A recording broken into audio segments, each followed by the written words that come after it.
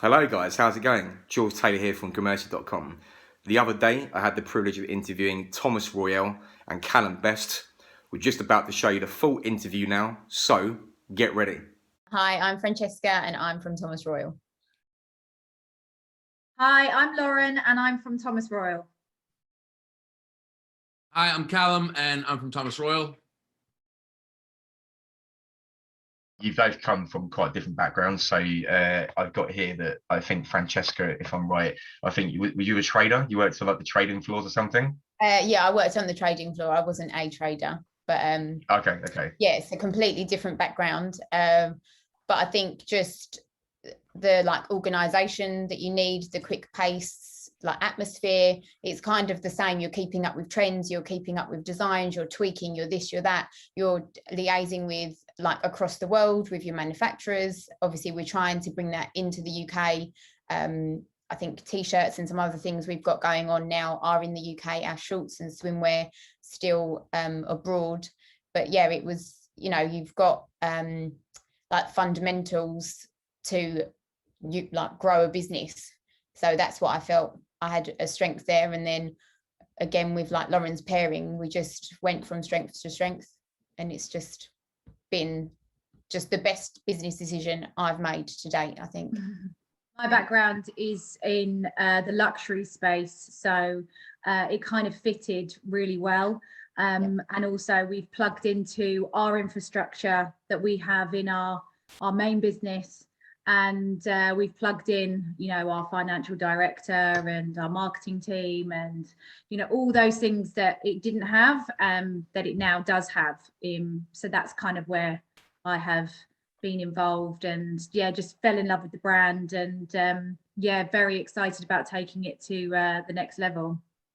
Fantastic. So Calum, I was going to say, obviously you've got quite a different background as well. So what's it been like for you kind of taking this on, kind of getting involved in I guess you could say a retail company, like a retail SME, what's that been like for you?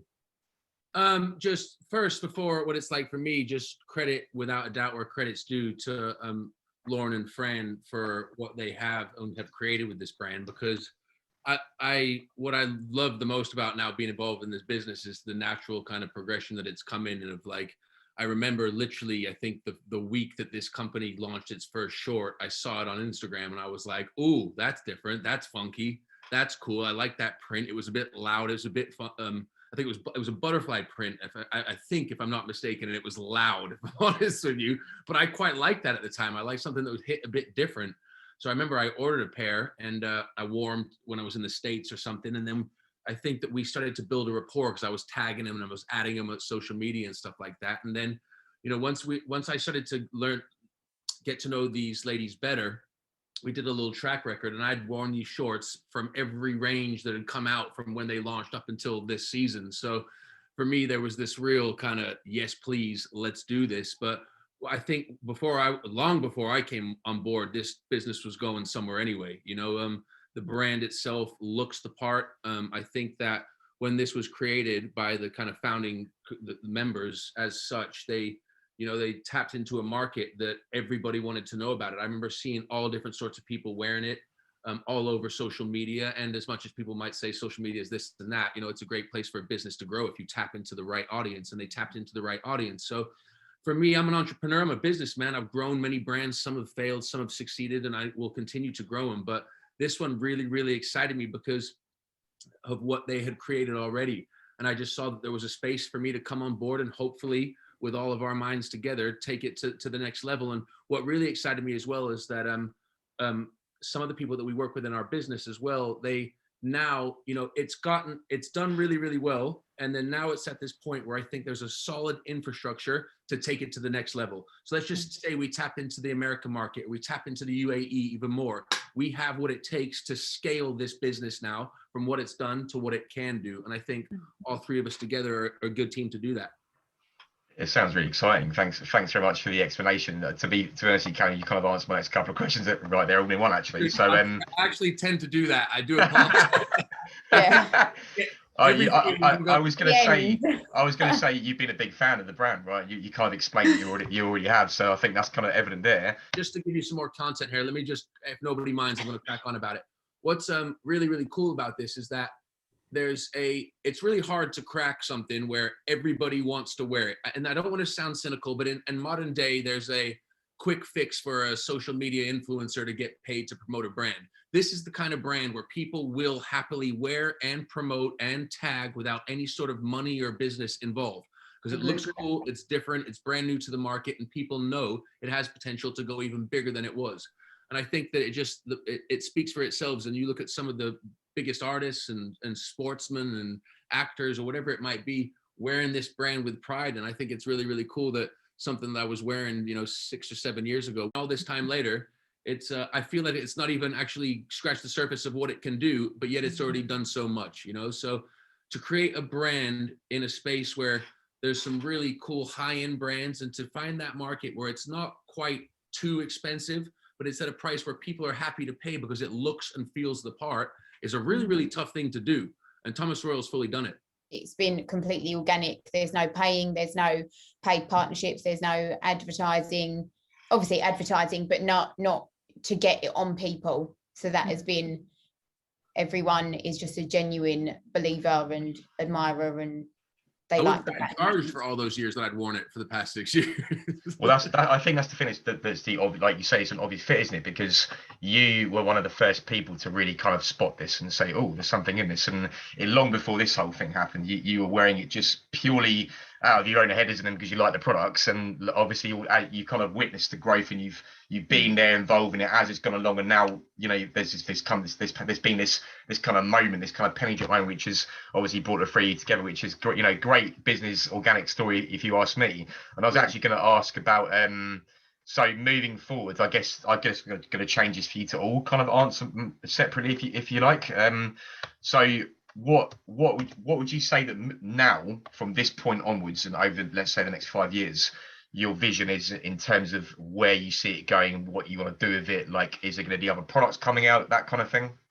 Behind the scenes, we have got a lot going on. We've got a portfolio that would blow your mind. We're just waiting for the correct times to drop it, making sure that everything, like the quality, is on point. There's no, we don't want to drop something that might not be exactly what we want. So we have got a lot going on. I know that's a bit of anticipation, but I don't know how much we want to divulge or not, so I'll let someone else do that. But we've got a lot going on at the moment, and I think it's just seeing the correct time to drop everything. It might just be a big explosion when it all happens. Love that. George, just to add as well, you'd mentioned before about being involved from the beginning. I was involved as a fan of the brand, but I would never try to take any credit for what was already done with this thing before I got involved. I mean, I think the kind of founding members as such had a vision and created something that was cool, and that's why I think it was so popular. That's why I liked it. But what I like is the idea of, as a businessman and a fan of the brand, of the fact that it's still not even peaked. So what excites me is what happens next with, now as a team all together, what we can do, what it's already done in the past 5 years, what we can do in the next 5 years. Yeah, that's the really exciting part for me. Totally. And Lauren, what are your views on that? Yeah, absolutely. They both kind of pretty much said it. Without kind of giving too much away, we've got quite a lot going on in the pipeline, and some very, very exciting things to happen. Some sooner than others, but I'm going to keep stum. At the moment, like I said at the beginning, it's a household brand name, say Thomas Royall. Most people in the UK, I would like to think, know what that is or have heard about it. But very, very soon, in the quite near future, it's going to be, I don't want to say global, but definitely reaching other areas of the globe. New territories. I like that. That was like a global, but not global. I'm not going to say global. We're suddenly dominating the globe after we are dominating the globe. Of taking the reins. But one thing that's definite, though, George, is that you'll continue to get a high finished product. You'll continue to get cool designs that people will really like across the board, whether it be a loud one or a simple one. I think that's really cool about what we can do as well, is that there's this really abstract, unique print, and then there's just a really basic, simple one, but you've always got this kind of blue, you've got this blue band that will always let you know what it is. So I remember when I was talking to Lauren about building a brand as an entrepreneur, and she was like, I remember I went to Dubai and you walk in and you can spot who's in your stuff. And, as a, we're all doing our thing in our own way. But I think as an entrepreneur, when you're trying to grow a business, when you can feel that pride of, and this sounds super simple, but this is just for the viewer to understand, when you can build something and see it on somebody else, and you remember when it was in its baby place, and you go, damn, I'm really, really proud of that, And I hope that next time when we're all together on a trip somewhere and we see even more people wearing it, and it's like, well done, team, we're doing well here. Well, I'm having that moment right now, to be fair, guys. Like just over a year ago, we launched this online magazine. By the way, we're launching a pretty big tech platform early next year, which is kind of, we're going to blow the roof on what it is actually trying to do it. And it's like, when I first started out, we were getting like 10 visitors a day and couldn't scrape a penny together and all this kind of stuff. And now we're working with, unbelievable companies like yourselves. We've worked with Royalty, and we've kind of got ourselves on the map, not in a massive huge way, but we've definitely got us on the map. And it's like, sometimes you have those kind of you'll just be sitting in a bath or something one day, kind of not really doing anything in particular, and it will click and you'll say, what, like, wow, I've actually done this. Like, it's called an R moment. That's it. That's the one. So on that note, who actually designs the clothes? Because I thought, like I know you obviously run the business, but who actually gets pen on paper and draws this stuff out? Who designs this stuff? We have an in-house designer who has been with the brand since it started, so the consistency is still there, and she is an integral part to our business. And but we all throw out the ideas and we give the vision of what we kind of want to see, feel, and then she interprets that and then comes back with what she feels is going to be current, going to be next year, 2023, whatever it is. And then that's how we expand on that, and that's how it goes. Okay, so I've got a question now. So I wear shorts a lot. Like, in fact, I pretty much wear them every day of the week, to be fair. I also love a swim. I was going to say, but to be fair, although I do love a swim and although I do wear shorts pretty much most days of the week, I can't really say that I know too much about that market. So I was going to ask, like, obviously I assume you've done some research into this in terms of competitors and things like that. So could you, maybe everyone could answer this in their own way, like, could you give us a snapshot of what this industry is like without Thomas Royall? Like, what else is out there, and how does that look? It's big. So currently the estimated market value is 4 billion, just over 4 billion, and it's growing as well. So that kind of gives you an idea, and that's just men's swimwear. That isn't women's swimwear too. So this is just men's swimwear. And I think the market has continued to grow in that area because men have become very more interested in the way they look, their fitness. So it's become a big part of it. So their fitness is taken over, which I think has had a massive impact on that swim slash kind of like beach short look. That's why it's continued to grow. And I think it will continue to grow, especially now that we're allowed to travel again. So I think you're going to get a real boom in the next 18 months to 2 years. Amazing. Anyone else got anything to add on that at all? Yeah, I think that this is, we're quite lucky in the UK, because especially now, and I think there's been a lot of growth, as Lauren had said there, is that, people in wintertime or in summertime obviously want to buy some shorts to go away, but we're also finding now, especially, and this is almost a bit more recent, if you spend, and a lot of people and a lot of our customers or our people that we work with would end up in Dubai. And I'm just going to use Dubai as an example. Our winter time that you wouldn't imagine sales happening is now a sales point because it's their summertime. So there's an opportunity for us across the board to supply people with what they need. And I think there's a great positioning for us as a business, as not maybe the high end of high end, top dog names that charge a lot of money, and not just a basic company, but somewhere right in the middle that looks absolute quality, but it is a price that people can afford. I think that disrupts the market as well, because we're not high street and we're not the top high end. we're in the middle, and there aren't very many people that are in the middle. So for us, that's where we're disrupting the market. I was going to ask about. I'll be honest with you. Sorry if you're already doing this. I can't recall this, but do you have an eco push, or are you intending on having an eco push at any point? Yeah, we are trying to become more sustainable, and we already have done that.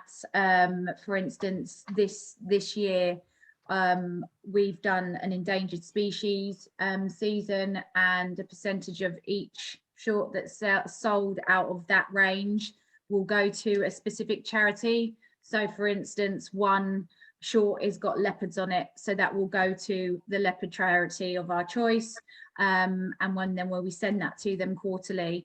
And then we've also gone paperless, and we've gone to biodegradable bags, so that you can actually put them in your garden and they're biodegradable. So they don't look amazing, but they are going green. Sounds amazing. Sounds fantastic. It's the way the world's going, isn't it? It's the way the world's going. Yeah.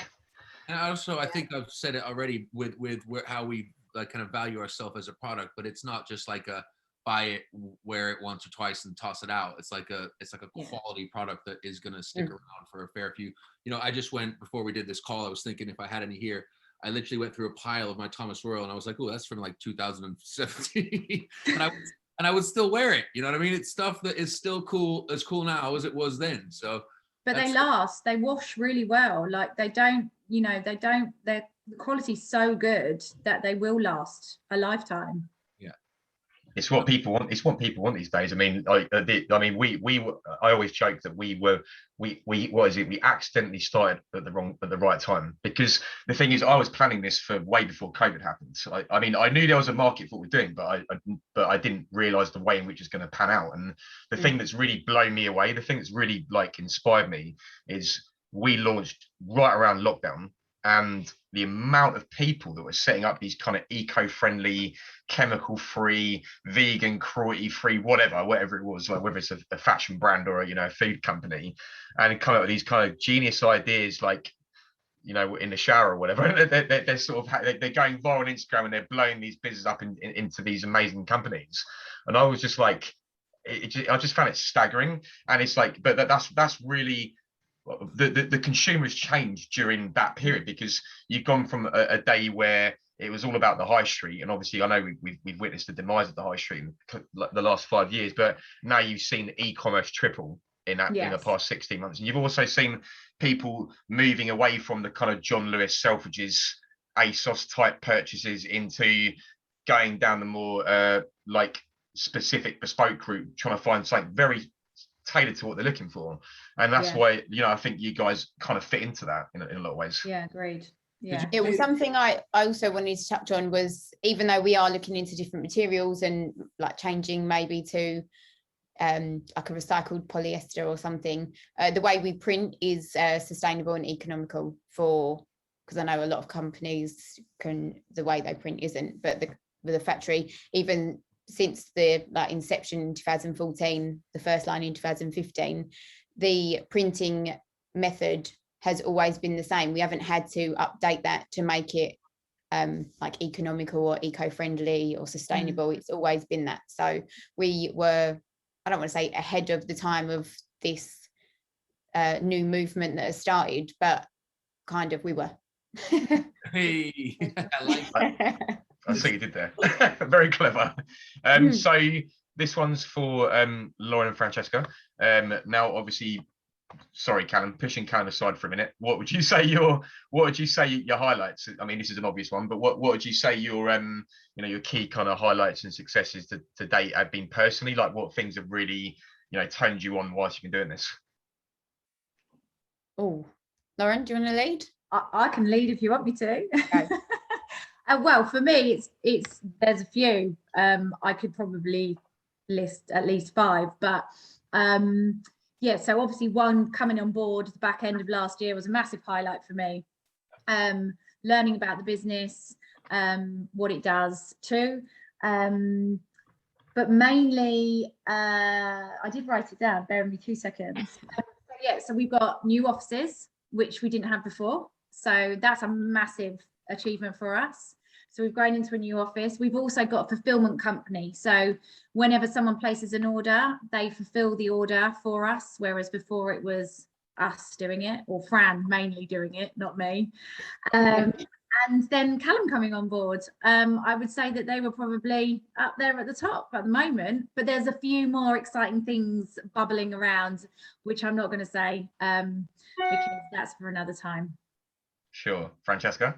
My input would be, I think seeing it grow from something so, I don't want to use the word small, but slightly smaller than you would expect from such a prestigious brand into what it is now. That's quite a big achievement and something that really gets me excited. And yeah, I think that's, Lauren's kind of covered the other bits. I wasn't prepared for this question, sorry. Does anyone want to say anything else that I haven't asked you, that I should have asked you, I've missed out, and now you want to say it? Oh, one thing I was going to say, just off the back of what Calum just said, like with the prints, I don't know about anyone else, but generally day to day, I'm quite a plain, you know, I like my creams and blacks and that's about it. I don't do anything too loud, but I feel when the sun's shining and you're on holiday, suddenly this alternative ego comes out or something. So I think that's what I like about the prints, because you can, you know, you have your safer options, but then yeah, for your holidays you can, exactly, you know, if you wouldn't be as bold normally in day to day, which I wouldn't, but then on holiday you're, you know, your summer personality comes out and you're like, yeah, I'm gonna rock this. If you're going somewhere where you don't know anybody, I'm gonna wear the bright pink ones with the butterfly print. Yeah, but if I'm going to Ibiza where I know people, I'm going, I'll just wear the black ones today. One more thing I wanted to add before we went, just hearing both Lauren and Fran speak about their highlights, I just wanted to add mine if you didn't mind. What I'm really excited about is coming on board with these two, because after meeting them, the first day we kind of, well, not first day, but the first shoot we did, and there was a really high vibe, there was a really good energy, there was good wit, there was good sarcasm, and I just thought to myself, this is going to be a fun ride for the next however long, right? I thought they're really cool, they know what they're doing, they built a special brand, and I was excited to bring anything I could to the table to help them grow. So for me, it's an honor to be here and go from a fan of the brand to now a partner. I think is a very cool journey on a personal level as well. It's been an honor to meet you guys, so thank you very much. I mean, you know, I really appreciate it. I really do. Obviously, I love doing this. It's the best job in the world. So thank you very much, and love telling people about, you know, cool companies that are doing cool things. So just want to say thanks. Actually, it was Lauren that made it happen. So thanks, Lauren. and nice to meet you all. Nice to meet you all.